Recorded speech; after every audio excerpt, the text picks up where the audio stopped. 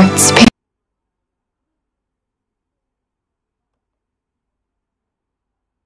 United States Cannabis Coalition at noon on Friday, the 14th, at the Alchemy Lounge at 601 West Pico. They're waiving the door charge for the hour-long program. Come on by, and we'll talk about why a bipartisan approach is what is necessary.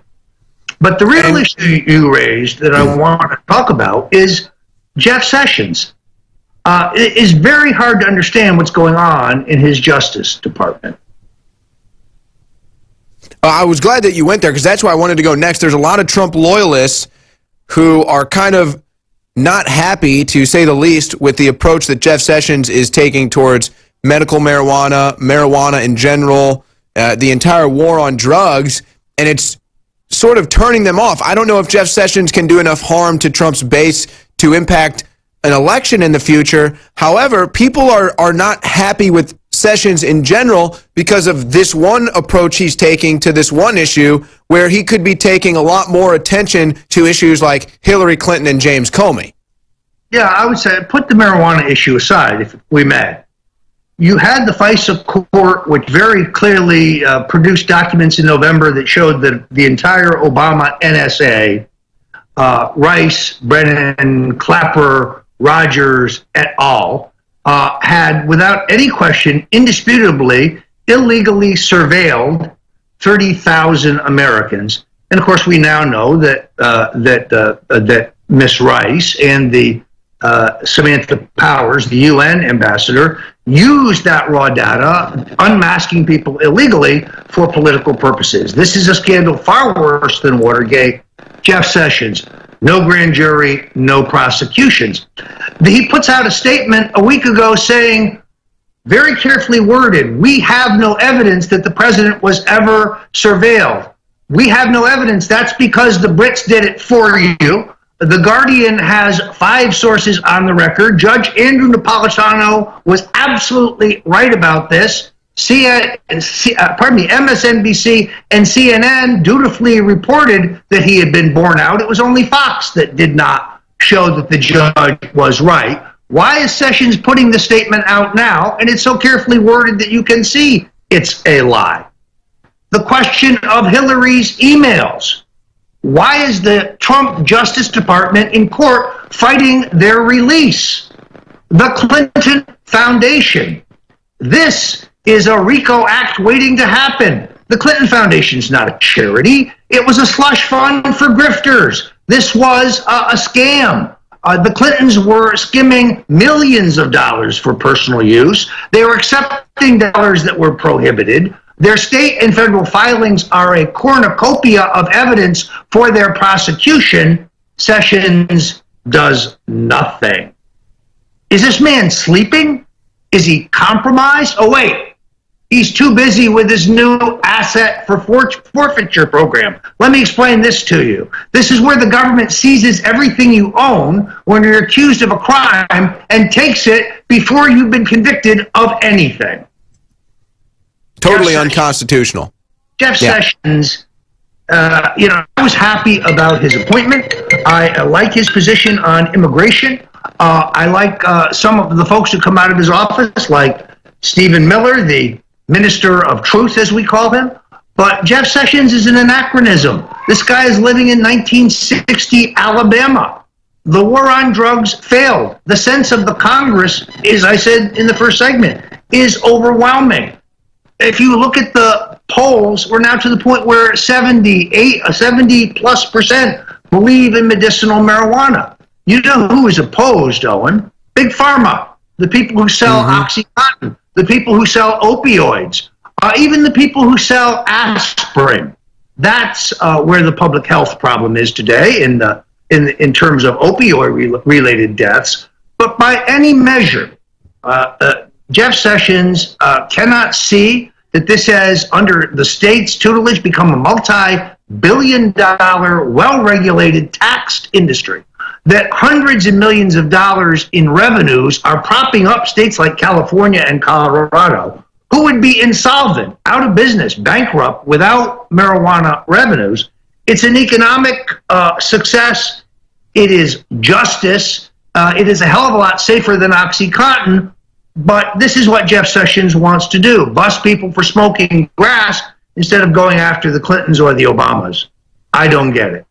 Well, one thing I'll say in his favor: you don't wind up, washed up on a beach or chopped up into pieces when you try to go up against the marijuana people. Maybe something might be said for the other case there. But, just a general point as we're about to go to break here, Roger. For me, it goes back to, again, to what you were saying at the top of the segment.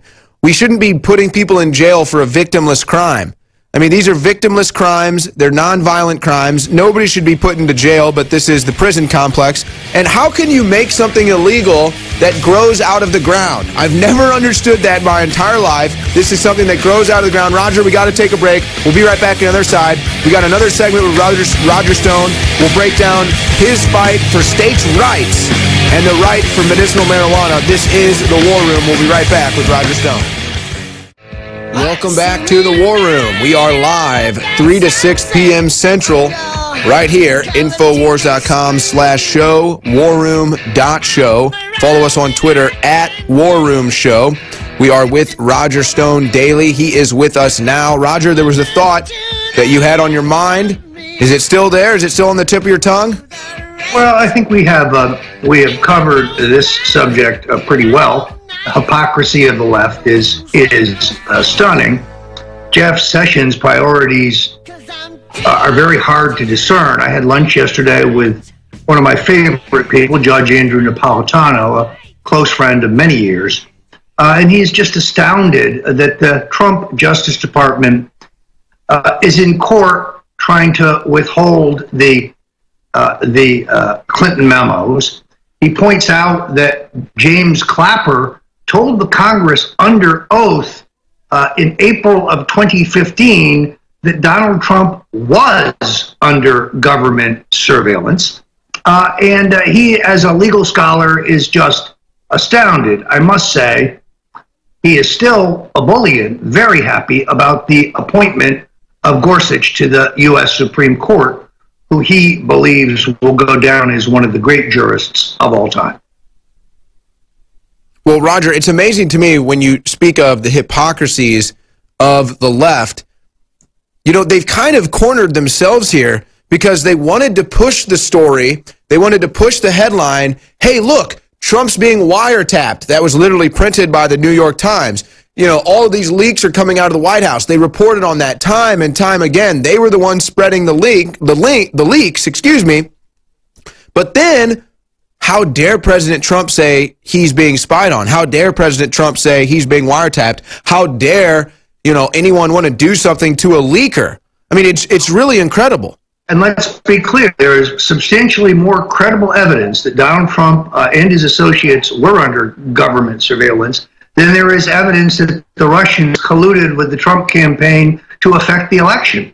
They have been riding this dead horse for quite some time, but there is still, to this day, not an iota of evidence that would hold up in a U.S. court of law that anyone who worked for Trump did anything improper or colluded with the Russians. In defense of Donald Trump Jr., sorry, there's nothing illegal or improper about his meeting with a Russian attorney. She turned over nothing of any value. The meeting was innocuous, but even if she had had the keys to Fort Knox, such a meeting would not be illegal. So this is much Sturm und Drang about nothing because it's all they have. Donald Trump Jr. is a good man, and if someone comes to you in the midst of a campaign, and I've been through 10 of them now, and it's a person you know, and they say there is credible documented evidence that your opponent has engaged in malfeasance, you would be irresponsible not wanting to examine the documentation. In this case, there are more questions about who this woman is, how she got in the country without a visa, why the FBI let her in, why she's photographed at a Hillary Clinton rally, why she is seen in Senator John McCain's office. Can you say ringer, Owen? Can you say set up? Donald Trump Jr. is a patriot. He's a good man. He's a loyal supporter of his father. He's a regular follower of InfoWars, and he's done absolutely nothing wrong. Well, and let's be perfectly clear, too. You've got CNN, who runs with this story all day long, basically admitting it's a nothing burger. You got Politico that just printed a story a few days ago. They're saying, their sources say, well, there's nothing to this Russian deal. We got nothing. Don't expect anything coming from this. And I'm not sure if you're familiar with Congressman Matt Gaetz. He's actually from Florida. He's a representative from Florida, Roger. Matt Gaetz is actually on the advisory committee of the United States Cannabis Coalition. He is one of the most impressive young, hard-charging conservatives in Congress. He had a very powerful moment on the Hill. I'm not sure when that was from. Was that from yesterday, Harrison? I'm not sure the date of this, but basically, Roger, he went to the Hill. It was from today?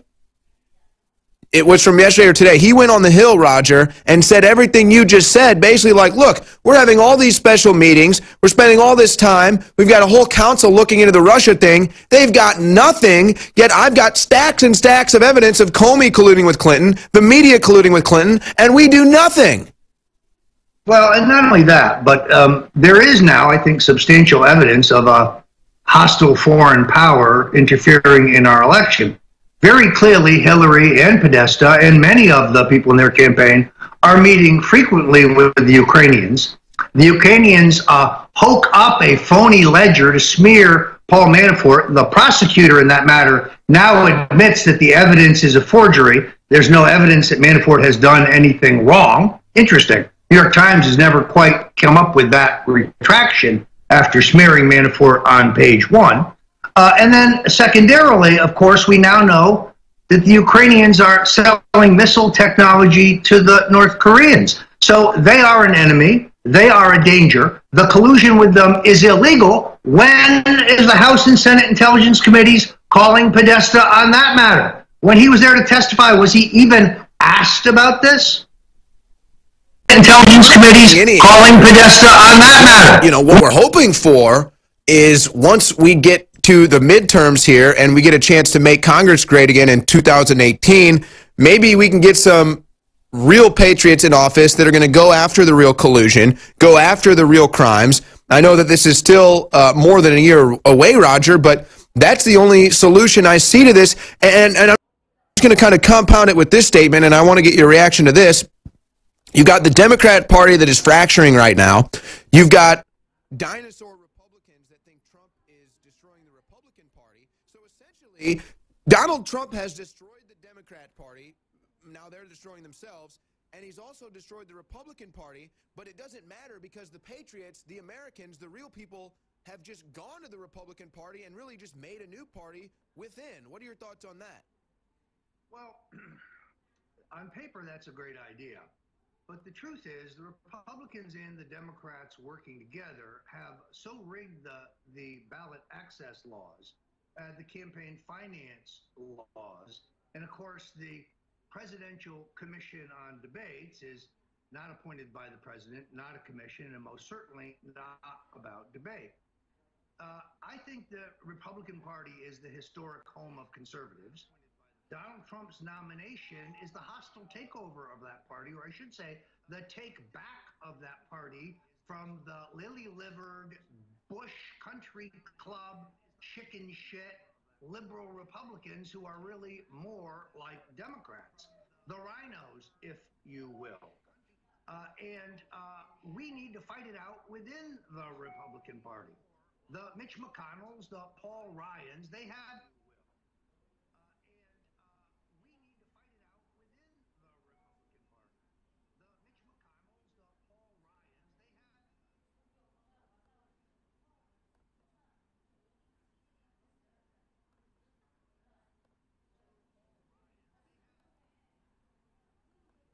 Failed us.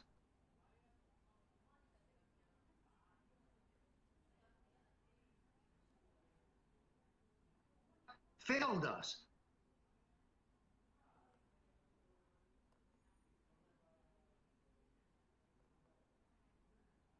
Failed us.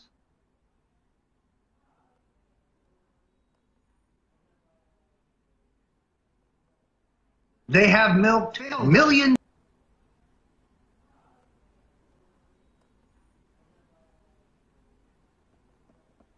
They have milked millions.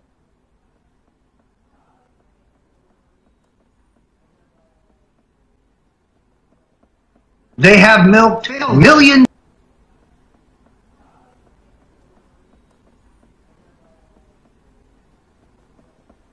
They have milked millions.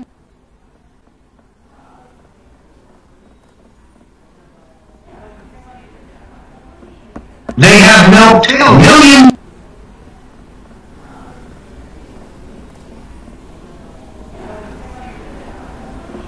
They have milked millions.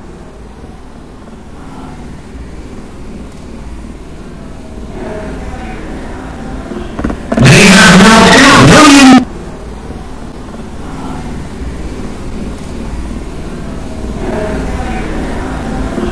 They have milked millions.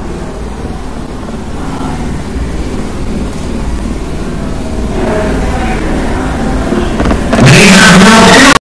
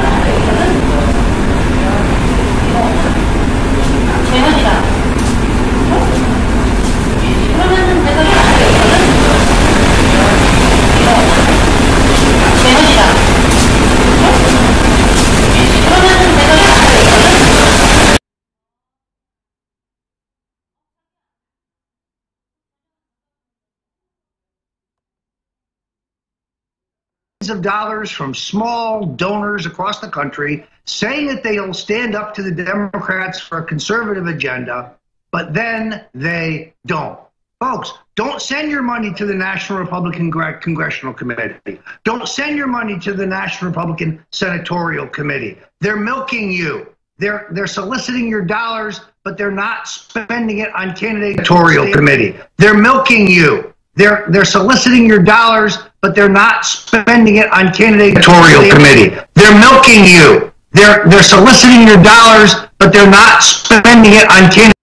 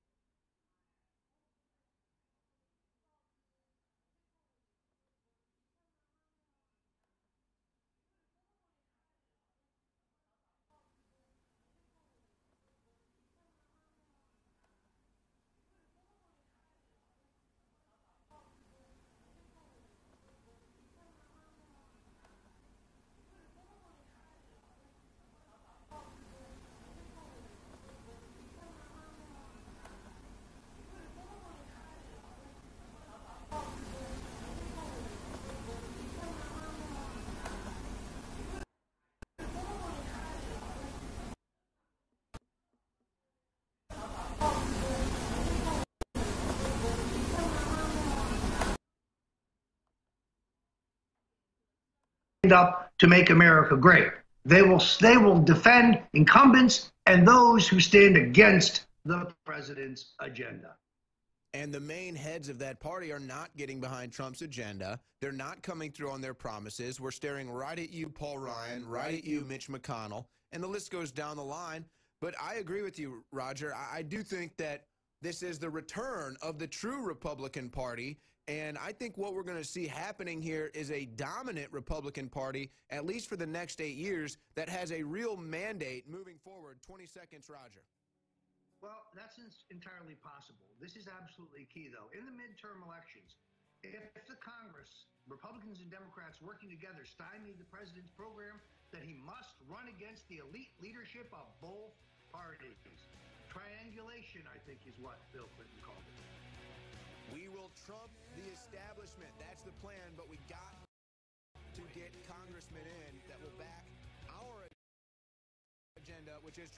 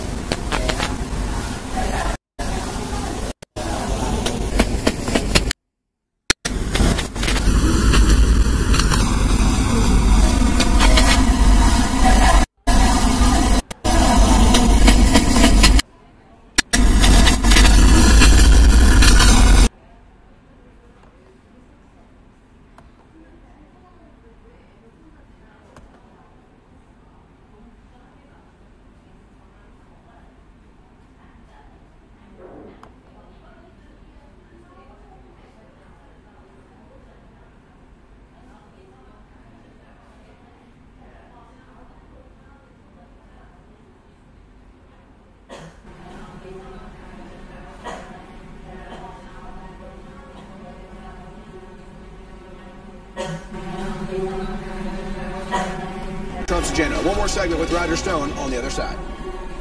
Welcome back to the War Room. Final segment with Roger Stone. Final segment of the second hour. Follow us on Twitter at War Room Show. warroom.show.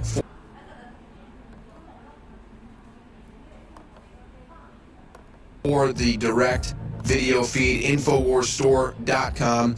That's how you support us. Roger, we've got you for one more segment. Take it away.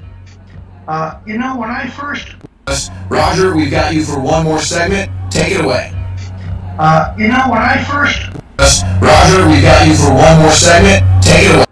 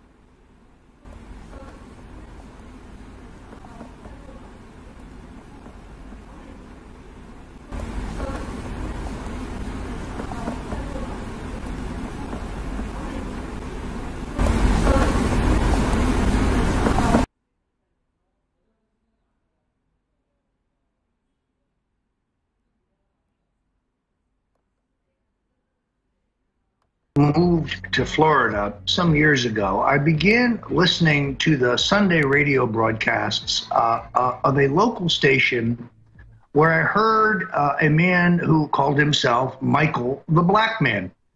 And Michael the Black Man was one of the most engaging evangelists, I guess you would say, that I'd ever heard. And he spoke eloquently, not only about history and the Bible, but also about America's future. And he had a very clear understanding of which party was the party of oppression and racism, and which was the party of opportunity, the party of Lincoln.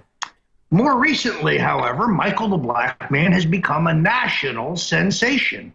Why? Because he started an organization called Blacks for Trump, and he and his followers followed the presidential candidate across America, showing up at his rallies and high visibility events. This, in turn, brought the media down on Michael the Black Man immediately. How can anyone who's black support this white supremacist, racist Donald Trump? The entire fake narrative. But to speak for himself as to why he supports the president and what the media has tried to do to him because of that support, he joins us now, Michael the Black Man. Welcome to InfoWars. How you doing, sir? Glad to be here. It's wonderful seeing you. Well, you've had a lot of courage, but I've noticed that recently, literally, millions of Americans are going to your Facebook page or your YouTube feed. Tell us about your experience in the campaign and what you did to help elect Donald Trump. Well, what I did is we got some brothers together. You know, I used to do a jet ski party every Sunday at my house. I still do that. And from that, and the guys that listen to my radio station and go on my website, I got the brothers that believe like I believe. And we were taught by my teacher, which is Yahweh, that Republicans are our real brothers, and they're the ones that fought to free us, and that we are to defend them with our lives because they have defended us with their lives, especially during the Civil War.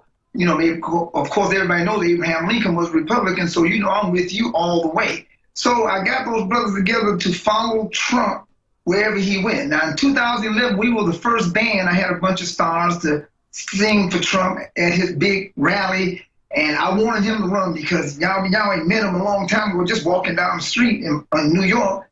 And Yahweh said, now this is the type of guy that we need as president because he's not found wanting. He has his own money and he's a warrior and he's not afraid of him. He's a Gentile. This is the kind of guy we need. So when he started running, I immediately jumped behind him because I was told in my youth that this is the kind of guy we need. And when I started listening to him talk, I said, wow, this is definitely the type of guy we need. So I jumped behind him all the way. And the brothers, when I explained it to them, we went through the Bible and all of that. We said, this is Cyrus. Cyrus delivered the children of Israel. In Isaiah 45, 1-6, he was a Gentile that delivered the children of Israel, who we believe were black. So a white man delivered us, and he's going to deliver us now. And our white brothers are in the same trouble that we in. We need to get out of this mess. The Democrats have been destroying the black man and the white man for the last 400 years here in America. They have wiped us out. So I jumped behind him and we followed him to, I think, about 72 states wearing T-shirts. Trump and Republicans are not racist. Then we had signs, Blacks for Trump, gods2.com. And we followed him everywhere. And the way you know that the white Republican brethren are not racist, because everywhere we went, they treated us so nice and wonderful. And, you know, I just went and sat behind him and said, well, how did you get behind him? I just went and sat behind him, you know. And I just held my signs up, and they looked like they were very happy to see me there. So that was the experience that I had. I was shown love by them, and I showed them love. I had to defend them, and they defended me. When people talked against me on the internet, they talked up for me. So I'm very proud of my brethren, who are the Gentiles, who God says are the blessed ones with me in the latter days. So though they try to talk bad about us all, me and Trump, we just got to stick together, because Revelation 11, 8-13 said, when they see the two brethren stand together, that's the black man and the white man, the Hebrews and the Gentiles, when we stand together as one, a great fear would fall upon them, because they know that the Lord is on his way to rule in righteousness. So that's my experience, and that's what I intend to set forth and make sure that Trump's policies get through, especially 2018, because that's the real election now. Trump stopped the bleeding. Now we got to go get rid of those Democrats who act like they're Republicans. It's about seven of them in the Senate that are blocking, like Ryan, Mitch McConnell, John McCain, Susan Collins, Jeff Flake, Heller, Murkowski, all those people. We have to get them out, and we need more real Republicans in, whether they're Latin, black, or white. We need real ones in. And other than that, if they repent, they can stay. But if they don't repent, we got to get rid of them. And so that Trump's policies can go through, because his policies are closer to the laws of God, like taking taxes down. That's close to 10%. Joshua 1:8 said, if you keep the law, I will make your way prosperous and give you good success. The whole country would be rich. Everybody would have money. Nobody minds giving 10% or 18% of their money to help the country move along. So I don't see what the problem is. The real problem is the Democrats want slaves. And they want black people and white people to remain as slaves so that we can't compete with them. So, they charge us high taxes. Most of them are not paying taxes, and they just get over. So that's why I'm standing behind President Donald J. Trump. Well, you're absolutely right about the false narrative about the Republican Party. The 1958 Civil Rights Act was passed only with the leadership of Vice President Richard Nixon, who had to go around lining up enough Republicans to make up for the white Southern cracker racist Democrats who wouldn't vote for it.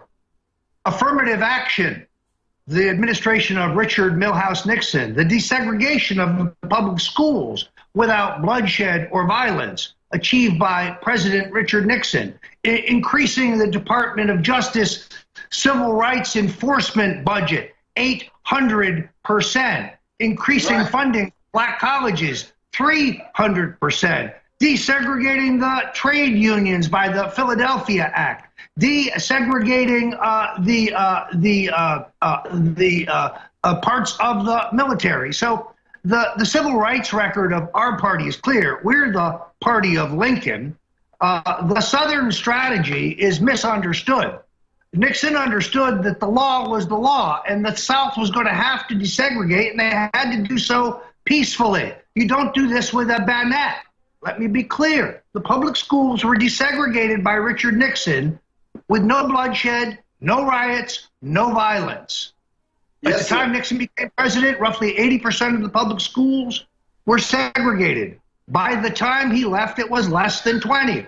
Not Lyndon Johnson, not the vaunted John F. Kennedy, who did nothing for civil rights. No, but Richard Nixon. So this is refreshing to me. I salute you for your support for the president.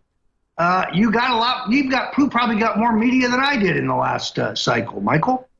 I don't think so, but I know I got a lot of negative media because they're on the absolute attack because they're what you call slave beating. That's to keep all of the other slaves in line. So they beat me up, then all the rest of them will see us get beat. That's a Willie Lynch letter thing when he said how to make a black man a slave forever is you take him out and beat him in front of everybody so everybody will be afraid to make any moves and make us dormant and lie still and do nothing.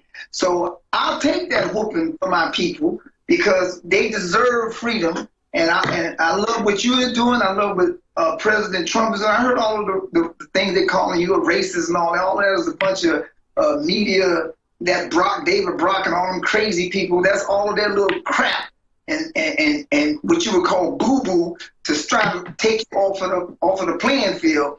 But we're not going to let that happen to you either because I'm going to be wherever you at. I'm going to be wherever President Donald J. Trump is at, wherever anybody else who's running as a Republican, that's a real Republican, for Senate, I will be there and standing with you. If you don't want me to stand with you, I won't. Because I'm not getting paid for this. I don't want nothing. I've been doing this since 1997. In actuality, with Yahweh Ben Yahweh, the reason they put him in jail is because he only helped Republicans. He helped Xavier Suarez, Victor DeUry, Arthur Till. We actively went out there and helped them, and they called him all kind of bad stuff. The court, a red butt hurt. So that's to a Trump protest. I was told I made department that we've got people around the world on behalf